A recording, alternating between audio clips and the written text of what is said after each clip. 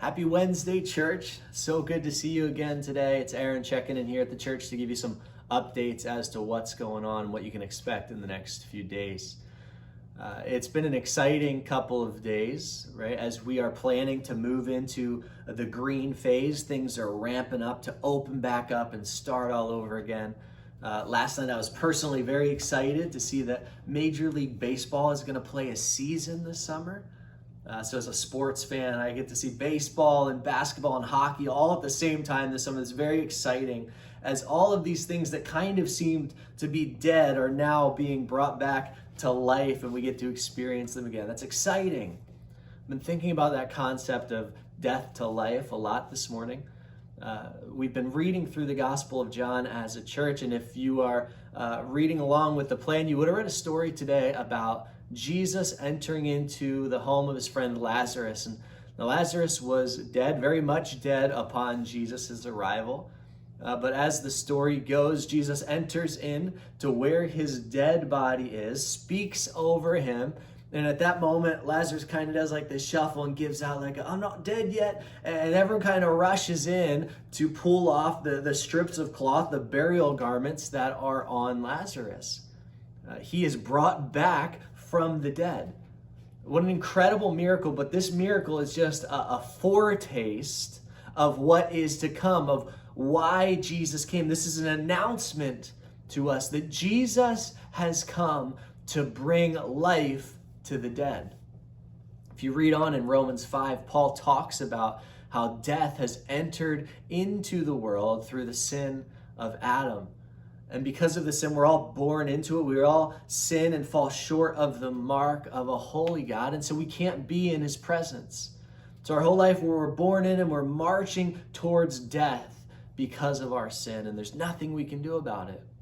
But Jesus enters into the story and he also marches towards death. He marches towards death on a cross. And on the cross, he takes our sin on himself, paying the price for us so that we might not have to. Paul goes on to say in Romans 5:7, much more will those who receive the abundance of grace and the free gift of righteousness reign in life through the one man, Jesus Christ.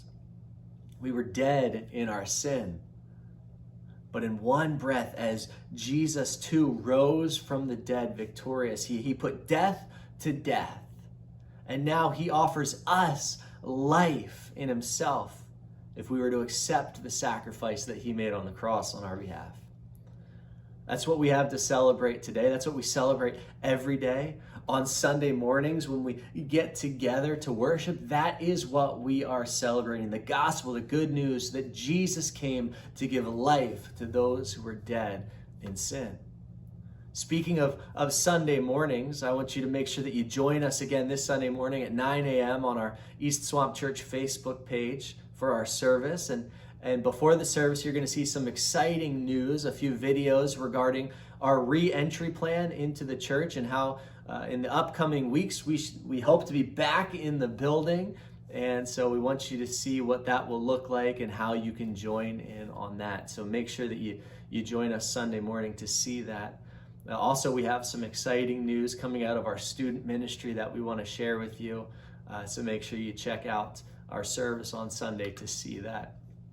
In the meantime, Missy and the East Swamp Kids team have been creating some great opportunities to get us out and enjoy some time together. And this Friday, they've put together another really cool activity. They put together a photo scavenger hunt for families.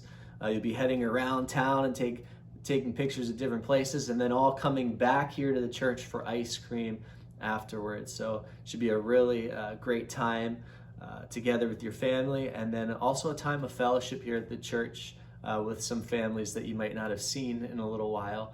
So we're excited to have that happen on Friday night. If you want more information on that or you want to register for that, please make sure you go to eastswamp.org/next and you'll see a button there that says events and registration and you can find out more there. While you're there at that events and registration page, I want you to make sure you click the button that says camp. We are hoping to offer camp for our kids from preschool up to grade 5 in August. We're really looking forward to being able to offer something that will make summer feel a little normal for our kids. But before we can offer that camp and open it to registration, we want to make sure that we have enough adult volunteers to make it happen. So if you are available that first week of August, we'd love to hear. If you want to help us out as we run that camp, please let us know. You can click on that camp button there at the events and registration page. And our prayer is that we'll just have a ton of people from here at the church able to volunteer and give up a few nights that week to serve families here in the community and in the church in that way. So we're excited to be able to offer that, but we can't do it until we hear from a number of you to make sure that you're able to help us pull it off.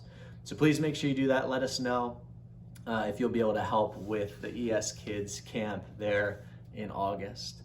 Again, we love you guys. We want you to know that we continue to be here at the church to pray for you and serve you. Please reach out if there is any way that we can do that better this week. Again, we look forward to seeing you all again this Sunday online at the East Swamp Church Facebook page at 9 o'clock for our service. We love you, church family, and we'll see you soon. All right, take care, guys.